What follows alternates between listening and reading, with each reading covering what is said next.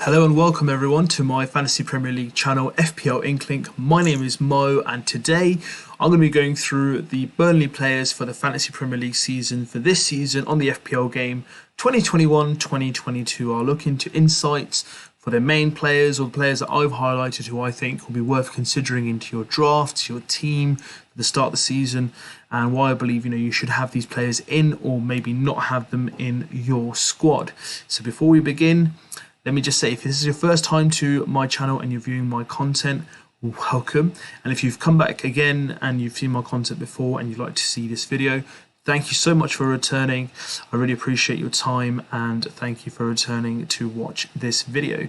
If you haven't subscribed yet, this is your opportunity to scroll down and hit that subscribe icon. If you also like this video, hit that like button, and if you also like to get the notifications for when I do release my content, then hit that notifications bell icon that you see on your screen and you'll be notified as soon as my content goes live.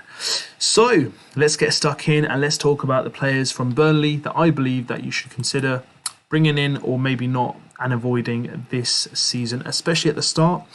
By no means, don't consider these players if I don't say at the start, they can hit form and you might want to bring them in. But generally, at the start of the season, this is my perspective as we speak right now. Obviously, that can change as the season progresses, but let's take a light-hearted view and let me give you my insight on these players based on their last season performance and what I believe they can bring to your team this season. So let's start off with Nick Pope. So Nick Pope is a goalkeeper who's pretty much consistent for the last couple of seasons in the game itself. In the 2019-2020 season, he got 170 points with 15 clean sheets. Last season, he got 144 points with 11 clean sheets. So he's pretty much consistent in terms of Burnley. He's pretty much the rock in their back line, and he kind of allows their system to work as a team, which is a really good and solid defensive unit.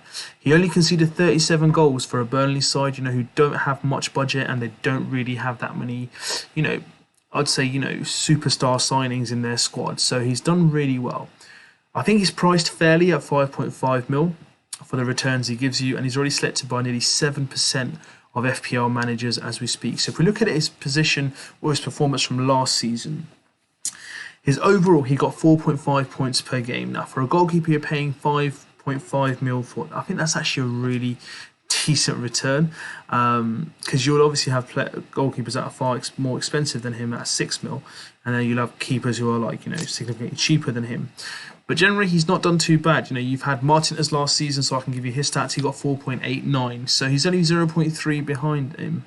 So sorry, 0.4 behind him. So he's not actually that far behind him. But obviously, he's a mil more this season compared to Martinez last season. So those are the stats behind Pope. Would I have him in my draft? I'm not going to look to go for a 5.5 goalkeeper at this present moment, because I'm pretty much nailed on Sanchez from Brighton, because he's a mil cheaper and I think he'll get relatively the same amount of points as Nick Pope over the season. But let's look at their fixtures. So I'm going to look through the fixtures for Burnley at Pope, and I'll kind of briefly mention them as we go along with the other players. So they've got Brighton in the first game, which is a nice fixture at home, so I think pretty much clean sheet is a real favourite there, followed by Liverpool, Leeds, Everton, Arsenal, Leicester, Norwich.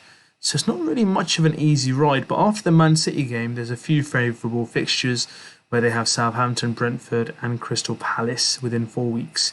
So from my perspective, maybe having Pope might not be a great idea at the start of the season, but again, if you look at it from an alternative perspective, he may be nailed on to getting some really crucial kind of like bonus points or save points as well. So he got 114 saves last season, which is quite amazing for a goalkeeper.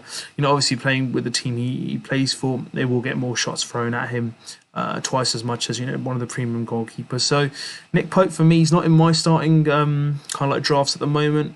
There's no reason why he can't come in. I would never overlook him based on how well he's done previously. But if you do decide to have him in your squad and you're looking for a goalkeeper around the 5.5 mark in terms of price, he is the one to consider. Moving on to the defence itself. So the highest scoring defender last season for Burnley was James Tarkowski. I think that's how we pronounce it. So let's look at his stats. He got 109 points, priced at 5 mil. I think he's priced 0.5 mil higher. I think 4.5 would have been sufficient for him. He's owned by 1.4% of managers. He played pretty much every minute last season. 109 points. So on its average points per game, he was looking at 3.02, so that's not too great. 11 clean sheets, he's not much of a goal threat. He got 1 goal last season. For me, I think there's better alternative 5 mil defenders out there that you can potentially look at. So someone like a Connor Cody, there's Tariq Lamptey, Fofana. There are other options out there for you to consider. But for 5 mil, he was a high scoring defender last season, and if you do consider to bring him in, that's entirely your choice. But for me at the moment, I think there are better alternatives for Burnley. Not even Burnley, I'd say, for other defenders across the Premier League itself. So we've got Dwight McNeil, who was the highest scoring midfielder last year for Burnley, selected by only 0.3% of managers, priced at 6 mil. He got 113 points last season, so he played 3,068 minutes, 2 goals and 5 assists with 113 points. But if we look at his points per game, it's 3.32. Now let's compare that to someone else who's probably around the same price. Jack Harrison got 170 points, same price this season, is going to be playing for Leeds. So for me, I don't think I'd be looking at Dwight McNeil. There are better alternatives in his position for his price in the game for you to consider. And even Stuart Dallas is 0.5 less, who's become a midfielder now. And I think, that might be a more kind of like, I'd say a more attractive kind of like proposition in terms of selecting someone for this price range. So it would be good to see, or worthwhile seeing, how he performs. They haven't got really much decent, I'd say, friendly fixtures first up, but he's always there or thereabouts. Got over 100 points 2 seasons in a row, and he's yet to hit the double-digit mark of kind of goal contributions. So, is this the year where he does that in terms of goals and assists, in terms of overall contributions for goals? Let's wait and see. And next, we're going to be looking at Ashley Westwood. So he actually averaged 2.95 points per game last season. So he got 0.7%. He's priced at 5.5 mil, 112 points. Pretty much played every single minute. 3 goals and 4 assists. Again, yet to hit the 10 kind of goal contributions mark in any FPL season. Will this be the first season for him again? As I mentioned for McNeil, who knows? But, in terms of Ashley Westwood, at least he'll be playing week in, week out.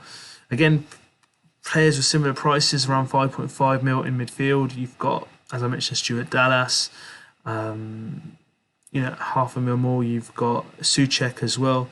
So you've got some options there or thereabouts. Ismail Sarr for Watford. So you've got some players to consider. Buendia for Aston Villa. So for me, Ashley Westwood is not someone I'm considering in my drafts at the moment. Unless he gets off to a really good start and gets into form, we can consider him. But at the moment, Ashley Westwood for me is kind of like, from based on last season, a player who's only achieving, 2.95 points per game. I don't think I'd like to, at the moment, add him into any of my drafts. Last but not least is Mr. Burnley himself, Chris Wood. Already owned by 3% of managers, 7 mil in price and 138 points last season. So he got 4.53 points per game on average. He played 2,741 minutes with 12 goals and 3 assists. For 7 mil, I think that's a fair price considering other strikers. If he was 6.5, I definitely would have brought him in. Like last season, he was priced at that point, but I didn't bring him in last season. He got 16 bonus points, so I think that's probably near enough one of the highest bonus point receivers for Burnley. He's got 12 goals. He's always hit 10 goals in the last, you can see, 1, 2, 3, 4 seasons. So he's there or thereabouts. He leads the front line for Burnley. Is he worth considering? He's not in any of my drafts at the moment, but I've given him that star man for the team of Burnley. So he's someone I could consider based on how he performs and how he starts the season off, because they do have difficulty fixtures.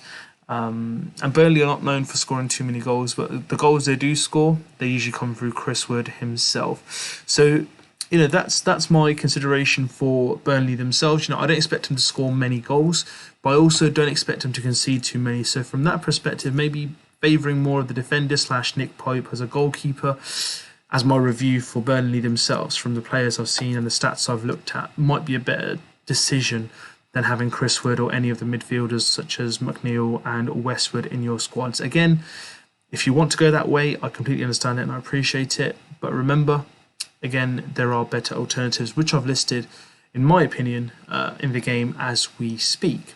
So that's my reflection on the players for Burnley. Let me know what your thoughts are. Are there any players that I haven't gone through that you want me to go through? And what are your thoughts on the players that I've gone through? Has that changed your mind? Has it kind of solidified your decision along what you want to do in terms of having them or not having them in your squad? So please let me know. Let me know in the comment section. Also, contact me on my social media if you'd like to find out some more information around Burnley and Burnley's players or anything on the FPL game itself. If you haven't joined the league yet, the league code's on the bottom left. Type that in, guys, and let's get the league started. In addition, if you haven't hit that subscribe button at the end of this video, now's the time to hit that subscribe button. Hit the like button if you like this video and the notifications icon to get the latest notification of my FPL content from my channel, FPL Inklink. My name is Mo. Have a lovely day and I'll see you guys in my next video.